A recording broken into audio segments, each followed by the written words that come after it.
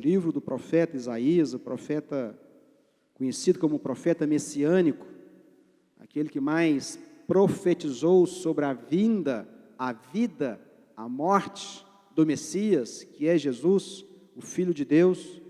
E no capítulo 9, no verso 2, registrou-se assim no livro do profeta Isaías: o povo que caminhava em trevas viu grande luz, sobre os que viviam na terra da sombra da morte, raiou uma luz. Essa luz que ilumina o nosso entendimento, essa terra, esse lugar, essa cidade, essa casa, essa família, que vivia na escuridão. E nós só reconhecemos, nós só discernimos que vivemos ou vivíamos em escuridão quando a luz surge. É uma pequena luz que transforma toda a realidade das trevas.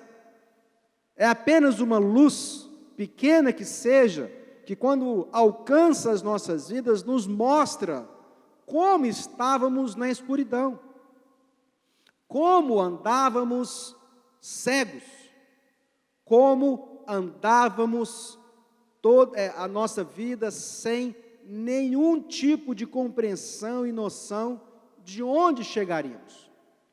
Porque quem anda na escuridão pode tropeçar e cair. Essa luz que veio até nós, ela veio na forma de um menino, ela veio na forma de uma esperança, uma nova vida. No mesmo capítulo 9 de Isaías, os versos 6 e 7, fala assim: porque um menino nos nasceu, um filho nos foi dado, e o governo está sobre os seus ombros, e ele será chamado Maravilhoso, Conselheiro, Deus Poderoso, Pai Eterno, Príncipe da Paz.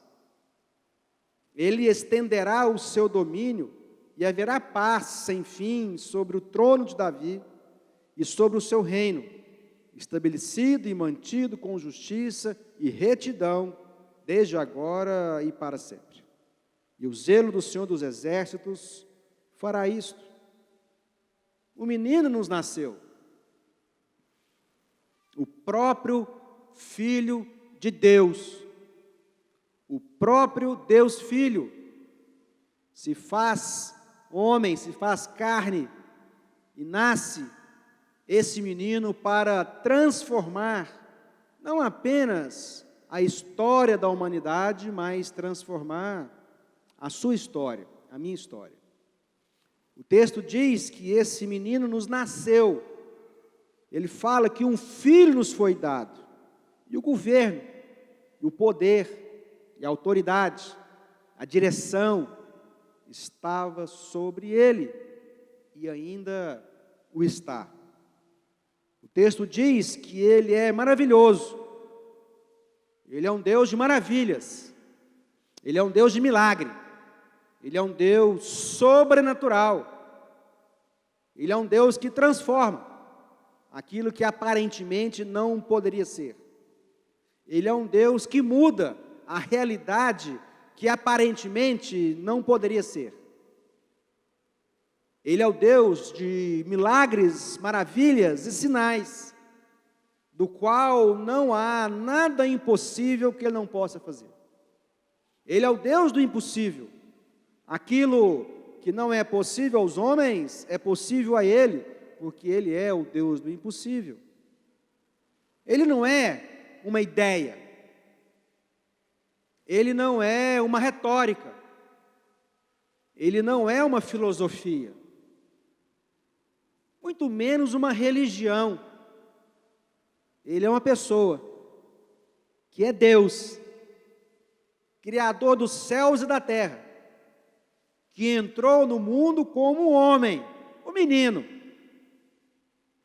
que foi crescendo em estatura, em graça e sabedoria, ao ponto de estar preparado para que de uma vez por todas a nossa vida fosse transformada. Ele é conselheiro, Ele nos orienta, Ele nos direciona, nos dirige. Ele é aquele que tem a palavra que nós precisamos. Ele é aquele que tem a revelação que buscamos. Ele é aquele que nos dá o discernimento que tanto carecemos em nossas vidas para vivê-la da forma que Ele quer que nós a vivamos. Ele é esse Deus maravilhoso de milagres, de sinais, é o conselheiro que nos orienta, mas também Ele é um Deus poderoso. Ele não é qualquer um. Apesar de vir como homem sujeito a todas as dores que nós, ou qualquer um de nós, podemos passar, Ele é um Deus poderoso. Ele é um Deus onipotente. Ele é um Deus onipresente. Ele é um Deus onisciente, mas é também um Deus onibenevolente. Ele é poderoso, Ele está em todos os lugares, Ele conhece e sabe todas as coisas, principalmente do seu coração, do meu, do nosso coração. Mas Ele também é um Deus todo bom, onde não há maldade, onde não há segundas intenções. Ele é um Deus que se torna homem, se faz homem nas nossas vidas, que é a luz que clareia, que ilumina e cura a nossa cegueira. Nós éramos cegos e nele agora enxergamos. Nós víamos, mas não percebíamos. Nós conseguíamos ver aquilo que os nossos olhos normais, naturais, da carne, ouviam, mas só em Cristo Jesus nós podemos enxergar como todas as coisas são. E há muitos de nós ainda vendo sem enxergar.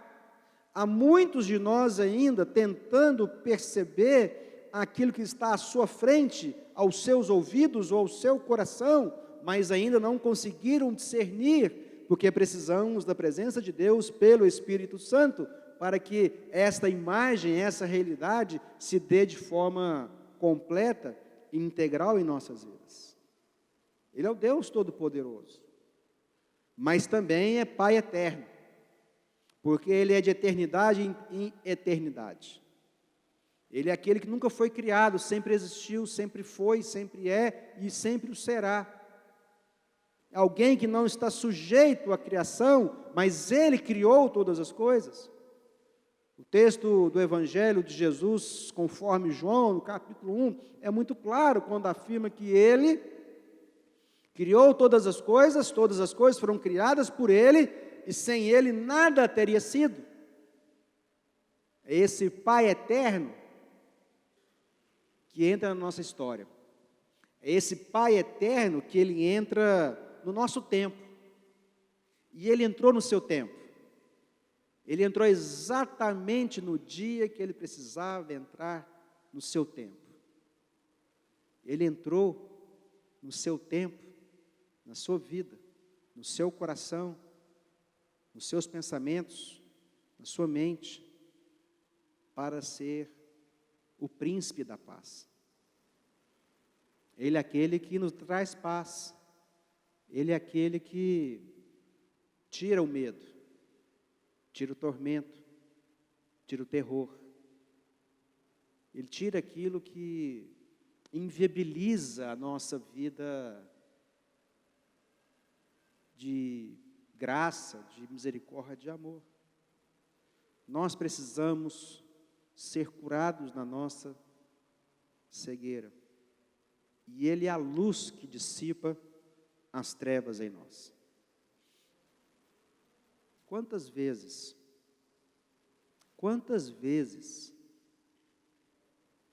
você ouviu e duvidou? Quantas vezes você viu e questionou? Quantas vezes você, com seus ouvidos, com seus olhos, ouviu desta palavra e viu transformações, curas, famílias destruídas sendo reconectadas, reconciliadas. Você viu pessoas doentes sendo curadas.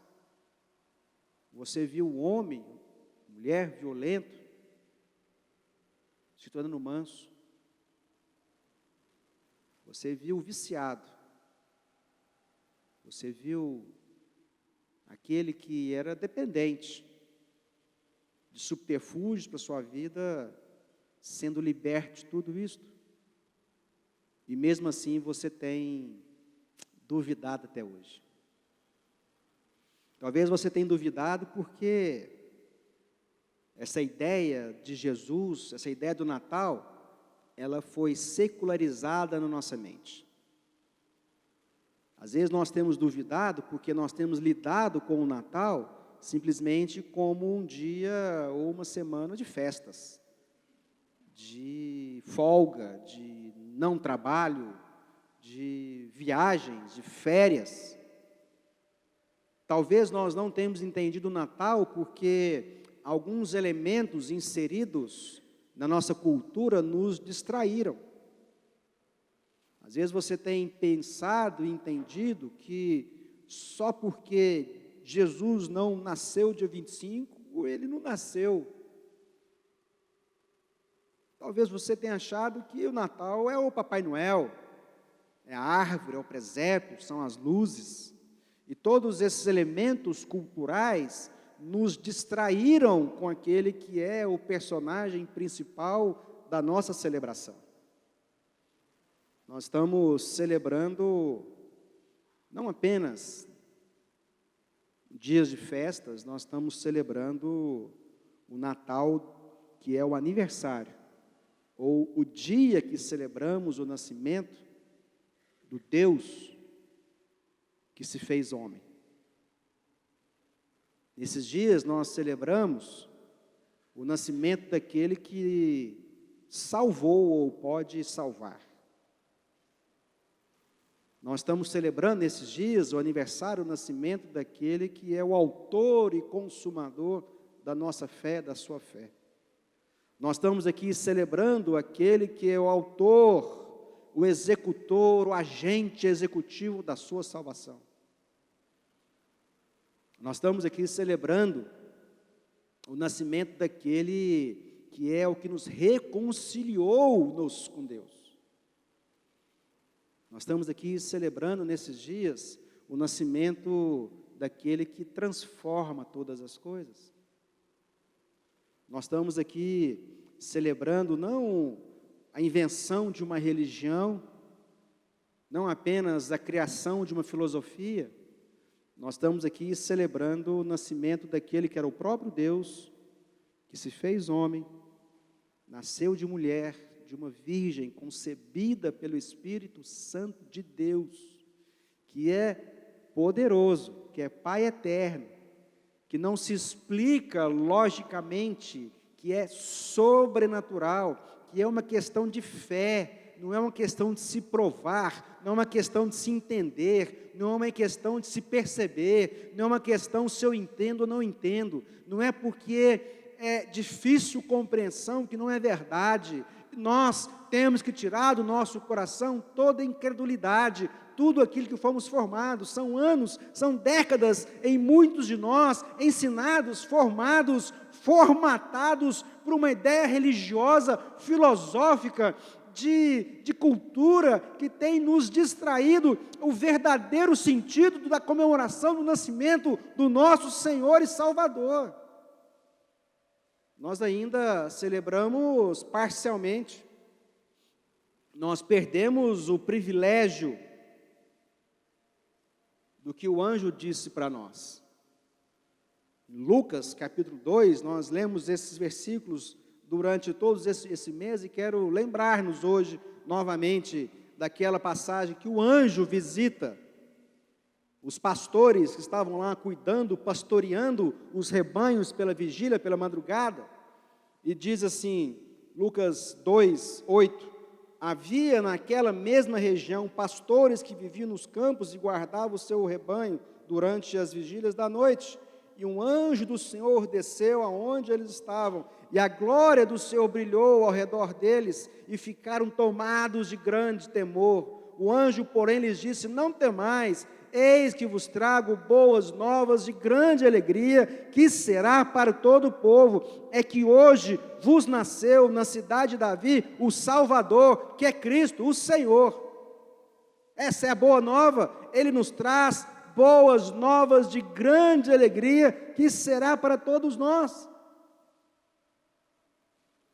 Este foi o primeiro Natal celebrado. E esse Natal teve festa no céu e na terra. Esse Natal teve festa dos anjos e dos homens. Esse Natal foi celebrado por miríades, exércitos celestiais, que anunciaram o nascimento do menino Jesus, o próprio Deus, que se fez homem, que habitou entre nós, para transformar a minha e a sua história. E houve também festa nos homens, festa na terra, dos quais foram até aquele lugar onde Jesus estava, para celebrar com ele, que nasceu naquele dia o nosso Senhor e o nosso Salvador.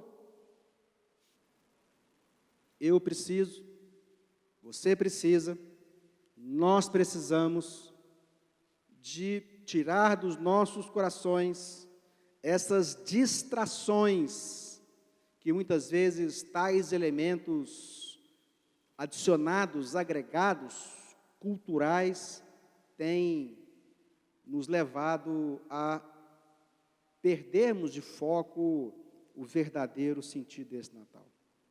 Jesus é a nossa paz e a nossa justiça. E nós precisamos celebrar esse Natal em família. Porque quais são as implicações que isso nos traz? Eu fui salvo. Eu fui alcançado por Jesus. Eu creio que Ele é Senhor e Salvador da minha vida. Eu creio que Jesus é Senhor e Salvador da minha casa, do meu casamento, do meu cônjuge, dos meus filhos, dos meus pais, dos meus irmãos, de todos. Mas e agora? O que isso muda em nossas vidas? Será que isso muda apenas a garantia que eu não vou mais para o inferno e agora eu vou para o céu? Será que nós teremos que esperar a nossa morte para usufruirmos dos benefícios de tal salvação? A questão, amados, que foi-nos dado um presente extraordinário, foi-nos dado um presente sobrenatural, que deve ser aplicado nas nossas vidas agora, hoje, ontem, amanhã e todos os dias. E o Natal, esse momento da celebração do nascimento, que é de Jesus, que é do Filho de Deus, ele precisa ser aplicado nas nossas casas, nas nossas famílias. Não é um tempo apenas de servirmos uma farta ceia, não é um tempo apenas de estarmos juntos, bebendo, comendo, e esquecendo a razão pelo qual celebramos isto. É um tempo de reconciliação. Aliás, o Natal é reconciliação. O Natal é aquele tempo onde se cumpre nas nossas vidas a palavra que o apóstolo Paulo escreveu aos Coríntios, na sua segunda carta, no capítulo 5, os versos 17 em diante, fala assim: portanto, se alguém está em Cristo, é nova criação. As coisas antigas já passaram, eis que surgiram coisas novas. Tudo isso provém de Deus, que nos reconciliou consigo mesmo por meio de Cristo e nos deu o ministério da reconciliação. Ou seja, que Deus em Cristo estava reconciliando consigo o mundo e não levando em conta os pecados dos homens, e nos confiou a mensagem da reconciliação. Natal é o lugar da mesa. Mas a mesa não é só um móvel A mesa não é apenas um utilitário. A mesa é o ambiente. A mesa nos proporciona a aplicabilidade prática desta palavra de reconciliação. O Natal é o momento de darmos testemunhos. O Natal é o momento de falarmos sobre Jesus. O Natal é o momento de louvarmos a Deus em família. O Natal é o momento de juntarmos a família que estão separados, cada um nos seus cantos, nos seus quartos climatizados, nos seus quartos aparelhados, nas suas individualidades, nos seus egoísmos, nos seus egocentrismos, da qual a família acaba vivendo nos nossos dias de hoje, cada um no seu mundinho, cada um recluso na sua própria caverna.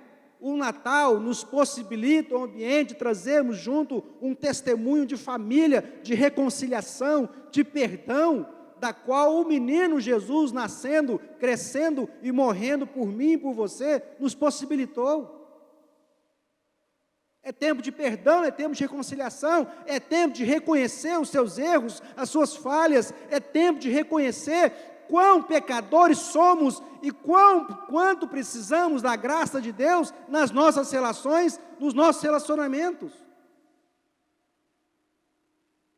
É o momento não apenas de nos reconciliar, é também o momento de nos reconciliarmos com Deus, mas é o momento também de nos reconciliar uns com os outros. Às vezes fala-se muito isso por aí, né? O espírito natalino. Não tem espírito natalino, amados, se não tem o Espírito Santo de Deus habitando em casa. Não tem espírito natalino se o Espírito Santo não dirigir a sua vida. Não tem espírito de Natal, não tem espírito de coisa alguma se o Espírito Santo não dirigir e dominar a sua vida.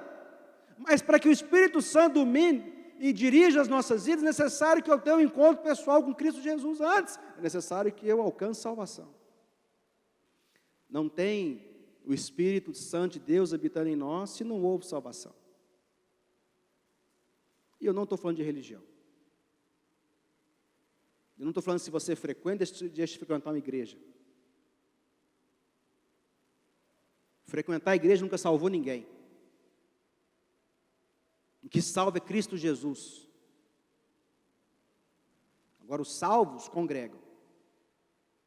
Os salvos estão reunidos em família, como estamos aqui hoje. Todos que foram salvos têm que congregar, é uma orientação bíblica. Congregar, fazer parte de uma igreja local, participar de cultos públicos, de celebração entre família. Agora, não pense ninguém que está aqui hoje,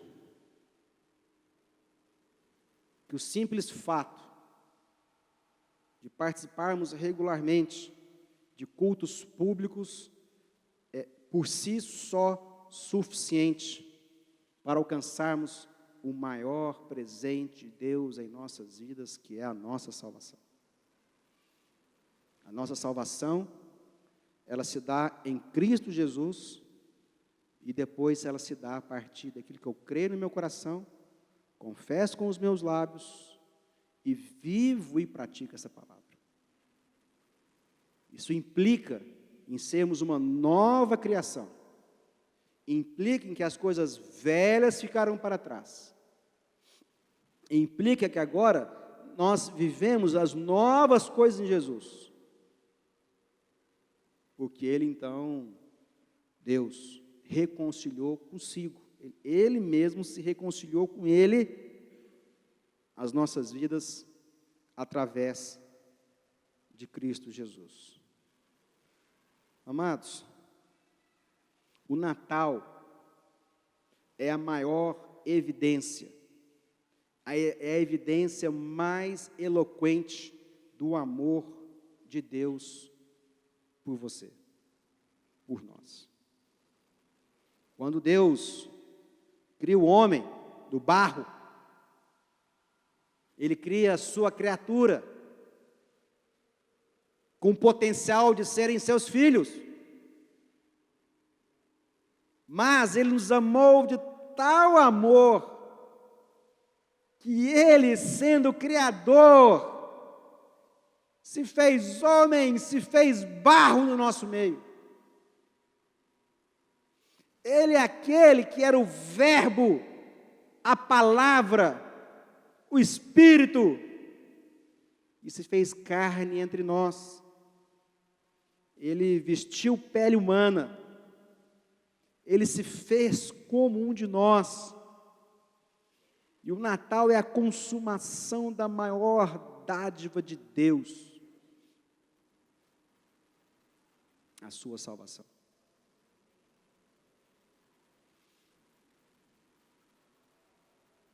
Nós escolhemos o Natal que queremos passar. Você escolhe o Natal que você quer passar. Você escolhe como será o seu dia depois. Seu day after. O dia seguinte. Ou você estabelece uma cultura de relacionamento, de reconciliação, de amizade, de família, de amigos.